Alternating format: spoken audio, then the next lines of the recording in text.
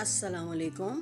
وادی سوات کی دھند میں لپٹے پہاڑوں کے بیچ واقع سیپین والے نامی کاٹیج صرف ایک عمارت نہیں تھی بلکہ دلاور خان کے خاندان کا سب سے بڑا راز تھی۔ ارحم جو ایک معروف آثار قدیمہ کا ماہر اور نایاب عکاس تھا، وہاں صرف ایک پرانی ڈائری کا سراغ لگانے آیا تھا۔ وہ ڈائری جو 50 سال پہلے پراسرار طور پر غائب ہو جانے والی رقاصہ زرش کی تھی۔ لوگ کہتے تھے کہ زرش کی روح اسی کاٹیج میں گھومتی ہے، لیکن ارحم کو پریوں اور بھوتوں پر یقین نہیں تھا۔ اسے یقین تھا تو صرف محنت اور سائنس پر۔ کاٹیج کی پرانی بوئیدہ راہداریوں کی چھان بین کرتے ہوئے ارحم کو برآمدے کی آخری دیوار کے پیچھے ایک خفیہ الماری ملی۔ اس الماری میں ایک زنگ آلود صندوق تھا اور اس صندوق کے اندر ڈائری کے ساتھ ایک زرد رنگ کا پرانا لفافہ رکھا تھا جس پر سرخ روشنائی سے لکھا تھا، یہ خط صرف اس کے لیے ہے جو دل کی دھڑکنوں کو سن سکے، آوازوں کو نہیں۔ اسی لمحے بارش کے ساتھ ایک زوردار چمک اٹھی اور کاٹیج کا بھاری لکڑی کا دروازہ دھماکے سے کھل گیا۔ دروازے پر ایک لڑکی کھڑی تھی، گیلے سیاہ بال، زیتونی آنکھیں اور نگاہوں میں ایسی خاموشی جو کسی طوفان سے پہلے کا سکوت لگتی تھی۔ اس کا نام حور تھا۔ وہ گاؤں کے زمیندار کی نواسی تھی اور کاٹیج کے آس پاس اسے اکثر تنہا گھومتے دیکھا گیا تھا۔ تم یہاں سے چلے جاؤ، ارحم کی آواز میں ڈر سے زیادہ ایک پراسرار التجا تھی۔ تم جس سچائی کو تلاش کر رہے ہو وہ تمہیں زندہ نہیں چھوڑے گی۔ جب تک میں زرش کا سچ سامنے نہ لے آؤں میں یہاں سے نہیں جاؤں گا، ارحم نے حور کی آنکھوں میں جھانکتے ہوئے کہا، جہاں درد اور چاہت کا ایک عجیب و غریب امتزاج تھا۔ اگلے چند دنوں میں ارحم اور حور کے درمیان خاموش محبت کی ایک ایسی داستان نے جنم لیا جو الفاظ سے بالاتر تھی۔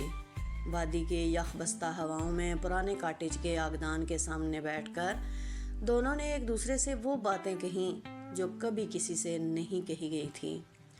حور کی موجودگی ارحم کے لیے ایک پناہ گاہ بن گئی تھی، لیکن جو دونوں کی قربت بڑھتی گئی، کاٹیج میں سسپنس کی گہرائیاں پرچھائیاں پھیلنے لگیں۔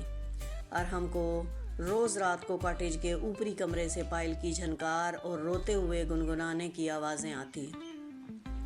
وہ ہر بار حور کا رویہ بدل جاتا، وہ ارحم کے قریب آتی، اس کے ہاتھ اپنے ہاتھوں میں لیتی، لیکن اس کی آنکھوں میں چھپا خوف ارحم سے برداشت نہ ہوتا۔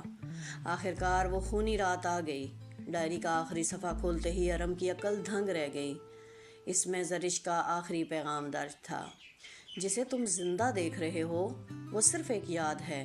میرا قاتل کوئی اور نہیں بلکہ وہی ہے جو اس راز کو سچ مان کر یہاں آتا ہے۔ ارحم نے گھبرا کر حور کی طرف دیکھا جو اس کے ٹھیک پیچھے کھڑی تھی۔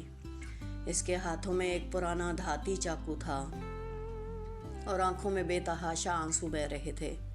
مجھے معاف کر دینا ارحم، حور نے کپکپاتی آواز میں کہا، میں بھی زرش ہی ہوں۔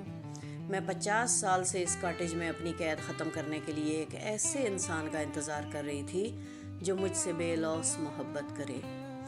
کاٹیج کا تعویذ تبھی ٹوٹ سکتا ہے جب مجھے محبت کرنے والا اپنے ہاتھ سے مجھے اس قید سے آزاد کرے۔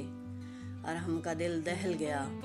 سامنے کھڑی لڑکی جس سے وہ اپنی روح سے زیادہ محبت کرنے لگا تھا، کوئی انسان نہیں بلکہ 50 سال پرانا ایک خواب تھی، ایک ایسا سچ جو محبت اور موت کے دھاگوں سے بنا گیا ہو۔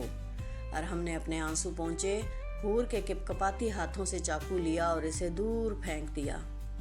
اس نے حور کو گلے سے لگایا اور اس کے کان میں آہستہ سے کہا، اگر تمہیں آزاد کرنے کے لیے مجھے تمہیں کھونا بھی پڑے تو میں اس محبت کو قبول کرتا ہوں۔ ارحم نے صندوق کا وہ پرانا تعویذ اٹھایا اور اسے آگ دان میں پھینک دیا۔ تعویذ کے جلتے ہی کاٹیج کی فضائیں ایک حسین روشنی سے بھر گئی۔ حور کی آنکھوں میں شکر گزاری اور بے پناہ رومانیت کی ایک آخری چمک ابھری اور وہ ارحم کے ہاتھوں میں بکھرتی ہوئی ہواؤں کا حصہ بن گئی۔ آج بھی جب وادی سوات میں تیز بارش ہوتی ہے، سیپین والے کاٹیج کی کھڑکی کے پاس ایک عکاس کو تنہا بیٹھے دیکھا جا سکتا ہے جو اب بھی اپنی حور کی واپسی کا انتظار کر رہا ہے۔ برائے مہربانی اگر آپ کو میری ویڈیوز پسند آئیں تو میرے چینل کو سبسکرائب کریں۔ جزاک اللہ خیراً کثیرا۔